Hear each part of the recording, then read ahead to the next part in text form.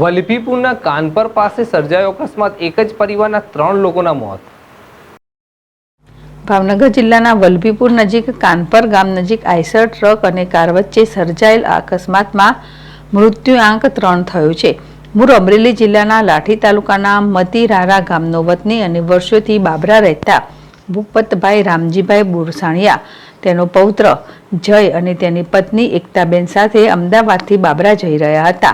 એકતાબેન કે જેમનું સીમંત હોય, પરિવાર 2 અલગ અલગ કારમાં જઈ રહ્યા હોય ત્યારે કાનપર નજીક એક કારની ટક્કર આઈસર ટ્રક સાથે થતાં કારમાં સવાર 3ને ગંભીર ઇજાઓ થતાં તાત્કાલિક સારવાર માટે વલભીપુર સરકારી દવાખાને ખસેડવામાં આવ્યા હતા, જ્યાં ફરજ પરના ડોક્ટરે ભૂપતભાઈને મૃત જાહેર કર્યા હતા તેમજ પૌત્ર અને પૌત્રવધૂને વધુ સારવાર માટે ભાવનગર ખસેડવામાં આવ્યા હતા, જે બંનેનું પણ સારવાર દરમિયાન મોત નિપજતા આ અકસ્માતમાં કુલ 3 લોકોના મોત નીપજ્યા। જ્યારે આ ઘટનામાં પોલીસે આઈસર ચાલકની ધરપકડ કરી આગળની તપાસ અને કાર્યવાહી હાથ ધરી છે।